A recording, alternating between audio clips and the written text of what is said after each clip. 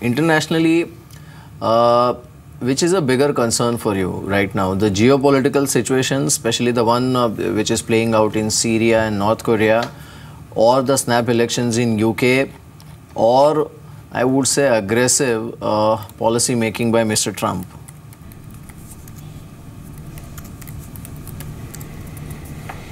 I would say what the markets are focused on would be, whether Trump policies are implemented or not, because obviously global markets are moved upon that. I think geopolitical issues have waned a little bit in the past few days, and that's what we've seen in terms of the rhetoric dying down as well.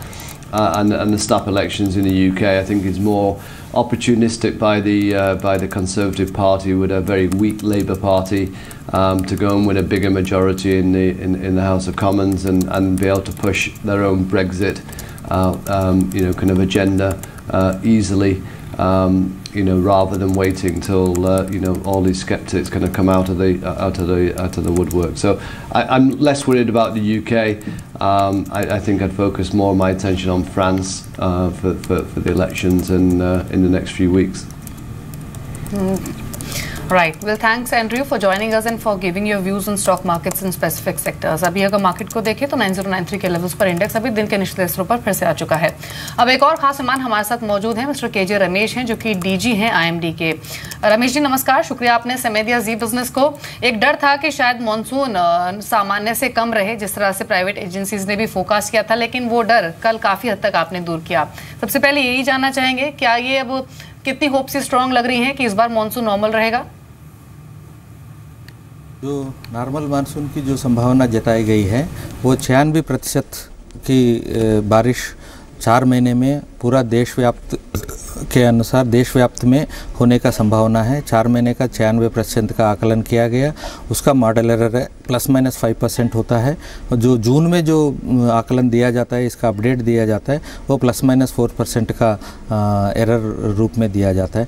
96% जो है normal monsoon है, जैसा पिछले साल था 97% की बारिश हुई थी, बट फिर भी देश में बहुत अच्छी फसल हुई है। एग्रीकल्चर का और इकानमी का इतना पॉजिटिव इम्पैक्ट रहा है मानसून का, उसी तरह का संभावना इस साल भी रहने का पूरा है।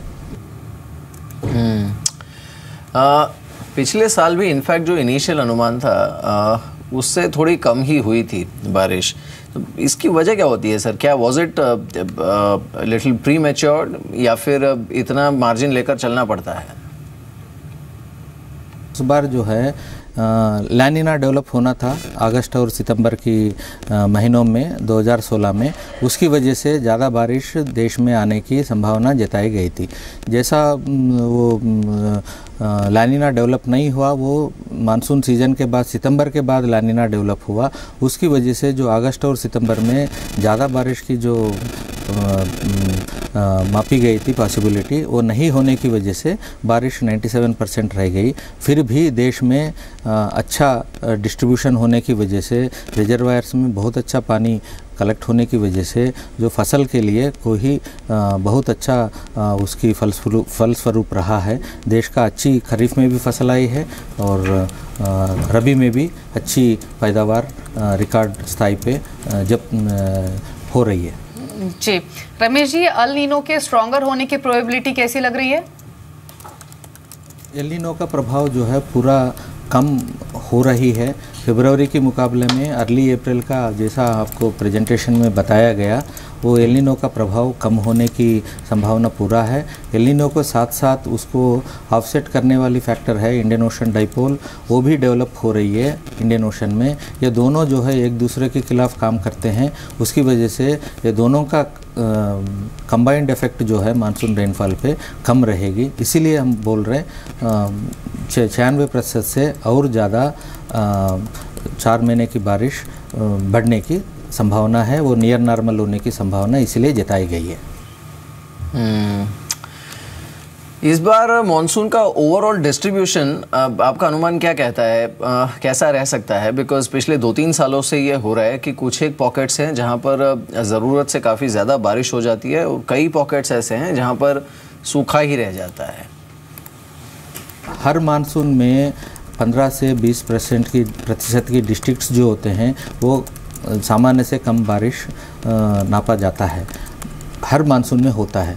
बट जो रेनफॉल डिस्ट्रीब्यूशन है इस बार का जो है क्लासिकल डिस्ट्रीब्यूशन होने की संभावना अभी तक दिख रही है। उसकी वजह से अच्छी डिस्ट्रीब्यूशन होने की पूरी संभावना है। बट इसकी अपडेट जो है हर 15 दिन में जून 1 से लेकर जैसा केरल में प्रवेश कर दिया साउथ वेस्ट मानसून, उसके बाद कंटिन्यूसली जैसा उसकी मानसून जो जैसा कवर हो जाता है अलग अलग प्रांतों में, उसके अनुसार रेनफॉल भी हर वीक जो है उसकी असेसमेंट दिया जाएगी, फोरकास्ट दिया जाएगी, जहाँ ज़्यादा होगा जहाँ कम होगा। उसकी वजह से फ्रीक्वेंट अपडेट्स होने की वजह से पूरा देश में आइडिया मिलता रहेगा कहाँ कहाँ अच्छी बारिश हो रही है, कहाँ कम हो रही है, कहाँ कम हो रही है वहाँ पर भी नेक्स्ट अच्छी बारिश का स्पेल कब आएगा, ये सब जो है हम समाचार देते रहेंगे। जी चलिए रमेश जी, ठीक है, जैसे आपने कहा कि बारिश सामान्य होगी इस बार, लेकिन प्रोजेक्शंस तो ये भी हैं कि गर्मियां भी बहुत पड़ेंगी, यानी हॉटेस्ट समर्स इस सीजन में हो सकती हैं। ये जो रनिंग मंथ है यानी अप्रैल और मई में कैसी गर्मी देखने को मिल सकती है? टेम्परेचर्स क्या मानकर चलना चाहिए कि रिकॉर्ड लेवल्स टच कर सकते हैं? अभी 23-25 के बीच में एक रेन स्पेल आ रही है Punjab, Himachal, Uttarakhand and then Jammu and Kashmir के ऊपर। उसकी वजह से 25 के बाद ये जो हीट वेव का जो प्रकोप है कम होने की संभावना है, 4-5 दिन उसके बाद कम रहेगी।